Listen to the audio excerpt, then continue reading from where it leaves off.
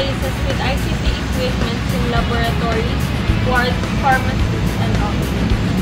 They're also very large, so they need communication equipment to keep everyone in touch. There are many examples of computers and IT systems help doctors and hospitals deliver effective healthcare to patients. These are the examples of ICT healthcare. Patient record systems. Many hospitals are now switching over to computerized record keeping. This means that once they have entered patient details, no matter how many times that patient is admitted in the future, the records can be found very quickly. Computerized record-keeping systems allow details of medical treatments to be stored. Patient treatment. Once a diagnosis has been made, then the correct method of a treatment can be chosen. Technology is used to treat many medical and surgical conditions. The IV drop. The intravenous drip is an important way of delivering fluids and medicine into a patient over a period of time. Patient appointment system. To ensure that the doctor's time is used efficiently, a computerized appointment system will be used. This is a database which has time slots for each day of the week and for each doctor who has an outpatient clinic. When a patient books an appointment, the relevant time slot is filled in with their name and the hospital number, and is no longer available to the other patients. Communication systems emergency. When you dial 911 and ask for an ambulance, one will be sent to you as quickly as possible. This can only happen because the ambulance control center have a system that lets them know exactly where ambulances are at any given time.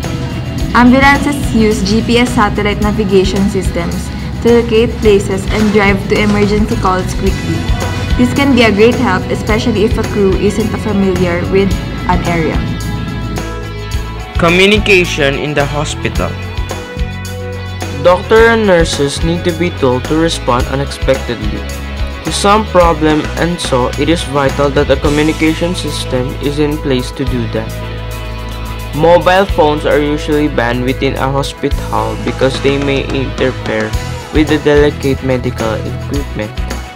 Therefore, the hospital uses a combination of public announcement systems to call for a specific staff member, and they also use an electronic radio paging system to send a text message to individual staff members.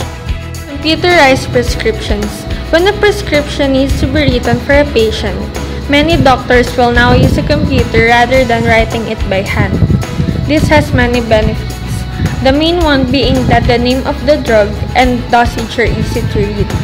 The computer can also automatically check whether the dosage being prescribed is within reasonable limits for that drug. Pharmacy and stock control. They have to make sure that there is enough stock of vital medicines in place at all times. Patient monitoring. Technology is used to monitor a patient's health condition by both GPs and hospitals. Hospitals need to monitor a patient's vital sign to alert them of any problems they may have. One example is blood pressure monitor.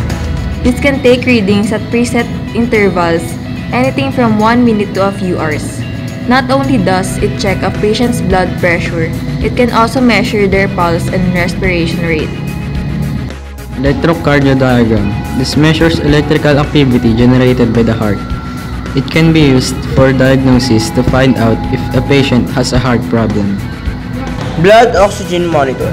It is critical that the level of oxygen in a patient's blood is kept stable. If it goes too low, they might become confused and eventually suffer from brain damage.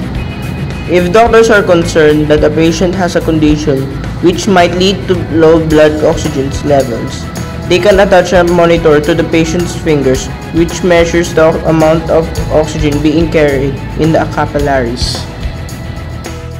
All in all, we cannot only use ICT for communication or entertainment, but also in healthcare. ICT is a great help in saving our lives.